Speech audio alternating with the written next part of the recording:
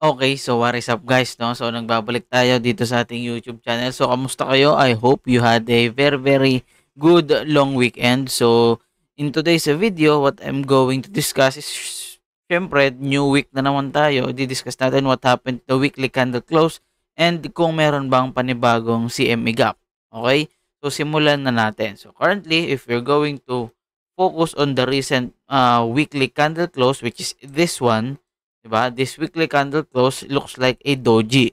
Okay? So doji signifies that the market is indecisive. Ibig sabihin hindi sila makapag-decide if magbebenta ba sila or bibili ba sila. But again, kung ito ay bullish doji kasi nga again, this is a downtrend, nagkaroon ng doji, so baka sabihin niyo ay bullish doji, baka umangat na. So ganito in my perspective, ganito siya, no? If makakita tayo dito ng doji and kung gusto natin malaman if that is going to be a bullish one, gusto natin makita na may volume spike. Bakit may volume spike? Ibig sabihin, kaya ganyan yung itsura niya, ibig sabihin may bumibili. Kasi nga downtrend to, kapag nag-volume spike yan dito sa, tawag dito sa doji, ibig sabihin may sumasalo no, sa mga sellers.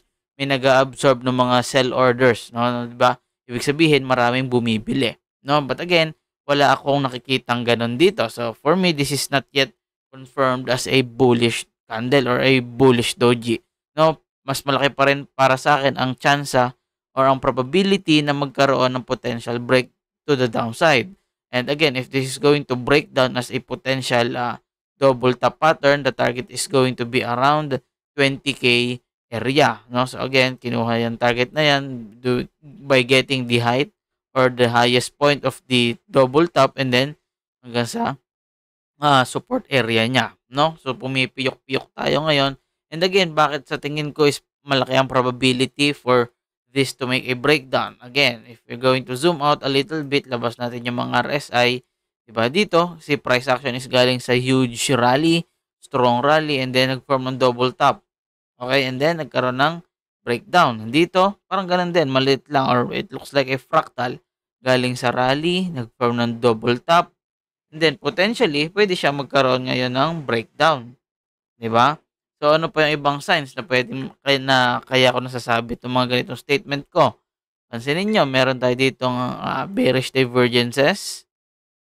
Ay sorry, dito meron tayong bearish divergences din, 'di ba?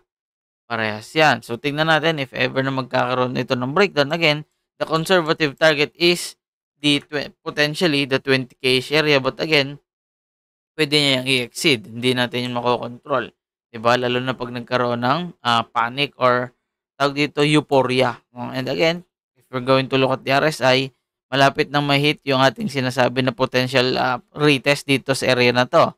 And this is going to be a key area. If this is going to get broken, if the RSI is going to break down from here, most probably, ibig sabihin nun, the price action is also going to go down because again, everything or every oscillator indicator, it is just based on the price action. So if the price action is going to break down, most probably the RSI and the MACD is going to follow what the price action does. Okay? So that's it for the weekly time frame. So that's all for me.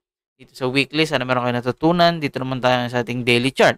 Again, dito sa daily, or I believe that the price action is inside a potential rising wedge pattern. And again, the conservative target 1 is going to be this 25.3, 25.2K-ish area. Target 2 is this area around 19.5, 19.6. And the actual target for me is the bottom of the wedge, which is going to be around 16.6K-ish area. So far, na-hit na yung ating target 1. So, tingnan natin if ma-hit yung target 2 and the actual target. Okay? So, ayun lang. Again, meron din tayo dito nakikita na potential or obvious na bearish divergence dito. 'Di ba? Meron tayo dito. Dito. Yan. Yan. Dito din meron. So, 'di ba? Everything is pointing or it looks like it is bearish. No? Para sa akin lang naman. I'm not saying na you have to agree with me, but again, shine-share ko lang yung nakikita ko, 'di ba? So dito naman tayo, this is going to be on the 4-hour chart. Sabi natin, it looks like a parallel channel and the price action is displaying between this resistance and support area are mali. Support and then resistance areas. Okay? So the most probable scenario since dito siya huling galing is for it to test the support area para mas healthy, no? But again, if ever that this is going to break out the potential target, let's say this is going to be the breakout point, potential target is going to be around 27.5 to 27.6 K-ish area. Mamaya, papakita ko sa inyo kung bakit possible siya magkaroon ng quick breakout or quick liquidity grab hanggang dito sa tuktok, hanggang 27.6. Mamaya, papakita ko mamaya. Abangan nyo sa dulo. Diba? And then dito, let's say, magkaroon ng breakdown at this point, potentially, pwede yan mag-target around the 24K-ish area. No? So, ayun lang siguro dito sa ating 4-hour chart. Pero bagay, meron akong nakalimutan. Diba? Pwede nga rin pala siyang i-consider as a potential bearish flag. So, that is going to be the target around 23K-ish area. No? Kung di nyo pa napanood yung ating recent video, panoorin nyo. Doon ko ito pinakita. But again, mag-iiba na yung potential breakdown point niya. Kasi nung nilagay natin to, dito yung potential breakdown point. So, let's say, dito sa same point na to siya magkakaroon ng breakdown, the target is going to be 22.9K-ish area or around the 23K area, no? So, if I'm going to zoom in dito sa ating 1-hour time frame, this looks like a potential support area, itong white na to. Pansin nyo yan? Support, support, support, support, support, support, and currently, it looks like it is acting as a support, no? Pero if I'm going to put a resistance area here, obvious resistance area, this could be considered as a resistance as well. Diba? Resistance, fake out, resistance, rejection, and rejection. So, pwede ngayon magkaroon siya ng potential breakdown or kasi this could be a bearish pattern kasi galing siya sa isang malaking downtrend. Diba? So, let's say, kukunin natin yung target. So, siguro kunin natin dito conservatively. Diba? Adjust natin ng maayos.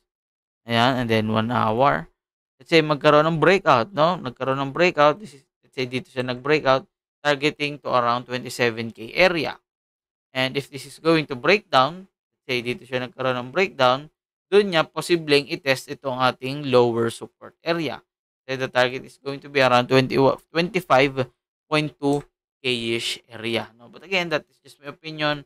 Doesn't have to happen. So, tingnan natin. O, dito, meron siyang bearish divergence, high and the higher high and the lower high dito. Then, ganun din, bearish divergence. So, dito, pwede tayong tawag dito, anong tawag dito, guys? Yung mag-conclude or mag-assume na pwede tayong mag-lean more on the bearish side. Kasi nga, meron tayong multiple bearish divergences. Diba? So, ayun lang. Tignan natin kung ano mangyayari mamaya, no? Hanggang bukas na umaga, pwede yan. Diba, no? So, sana meron kayo natutunan. That is going to be my Bitcoin chart from the weekly time frame to the hourly time frame. And again, guys, kung di pa nakabisita dito sa website ko, nandyan lang yan sa description box. Puntahan nyo kasi lahat naman ng nandito is libre yan lahat, no? So, ayan, puntahan nyo. So, this is going to be, or the next chart will be the Bitcoin's CME chart, no? So, from the last week or last week, meron tayong CME gap 27.6 to 26.5K. Kaya sabi ko kanina dito sa 4-hour time frame is possible siya mag-hit or mag-hit ng target na to sa 27.5, 27.6K-ish area kasi pwede siya talagang umangat hanggang doon to fill the gap, just to fill the gap. But again, sa 1-hour time frame is marami tayong nakikitang bearish divergences, no? So, tingnan natin kung ano mangyayari. Ayan, no? Looks like it wants to break down, no? So, balik tayo dito sa ating CME chart. So, dito, from the most recent weekend, wala tayong bagong CME gap. Pero, meron tayo ditong CME gap from 25.8 to 26K-ish area. Hindi pa siya fully filled. May gap pa siya around 25.9 to 25.8. So, pwede ba siyang i-fill?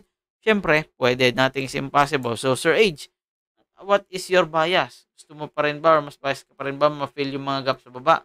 Siyempre, mas gusto ko ma-fill yung gap sa baba. Para kung i-fill man niya din yung nasa taas, at least, filled na lahat yung gaps dito sa ilalim. Pwede na tayo tuloy-tuloy pataas, no? So, dahil lumabot ka sa part ng video na to, may bonus para sa'yo. Siyempre, I want you guys to take a look or pay attention to this chart. This is going to be the total crypto market cap. The total crypto market cap is yung total na pera na meron sa cryptocurrency market. So as of right now, it is right around the 1.03 trillion dollars. So in my honest opinion, $1 trillion is going to be a psychological support and resistance. So what does that mean, Sir Age? Ibig sabihin, if ever the $1 trillion is going to get broken down, if ever makakita tayo ng open and close below the $1 trillion area, most probably pwede siyang bumaba or mag-breakdown. Anong ibig sabihin nun? No? So, ibig sabihin kapag bumaba yung cryptocurrency market or yung total crypto market cap, ibig sabihin mababawasan yung pera sa crypto market. Ibig sabihin bababa yung price ng mga cryptocurrencies, no? Sir H, ano naman sa tingin mo ang pwede mag-drive sa total crypto market? So, para bumaba or para magkaroon ng potential breakdown just like what you're saying. So, if we're going to focus here, ngayon ko lang din 'to nakita habang nire-record ko, 'di ba? This looks like a potential support area. Then this one, pwede natin siyang i-consider as a potential resistance kasi nga nare-reject dito sa area na 'to. So, if this is going to be the case, no, pwede natin 'tong i-consider as a bearish pennant ngayon. Okay, this is going to be bearish pennant. Obviously, kita nyo naman, no? Let's say magkaroon siya ng breakdown dito. The target is right around this area, 'di ba? Around 900 trillion, 900 billion na pala, sorry, 900 billion dollars na lang. So if that is going to be the case, malaking pera ang 100 billion para mawala sa crypto market. Ibig sabihin, posible, no? Possible na mahila niyan yung prices lalo na ng altcoins, no? So isa pang chart gusto kong pagtuunan niyo ng pansin is the Bitcoin market cap. Currently, it is right around 506 billion dollars, 'di ba? Kalahati siya ng total crypto market cap. So if no magkaroon din tayo ng open and close below this below the 500 billion dollar mark, most probably magko-continue din yan pababa. And if ever, again, the Bitcoin is the king. Bitcoin is king of the cryptocurrencies. If bababa ang market cap ni BTC, ibig sabihin bababa ang price ni BTC. Kapag bumaba ang price ni BTC, most probably susunod ang price ng altcoins. No? So ayun lang, sana meron kayong napansin or natutunan or na-realize, no? So if umabot kayo hanggang dito sa dulo, hanggang sa part ng video na 'to, i-comment niyo na lang sa baba na, "Uy, grabe naman yang total crypto market cap." No? So ayun lang, sana meron kayong natutunan. Huwag niyong kalimutan mag-like, comment, subscribe. I-share niyo na rin kung kaya niyo. Maraming salamat.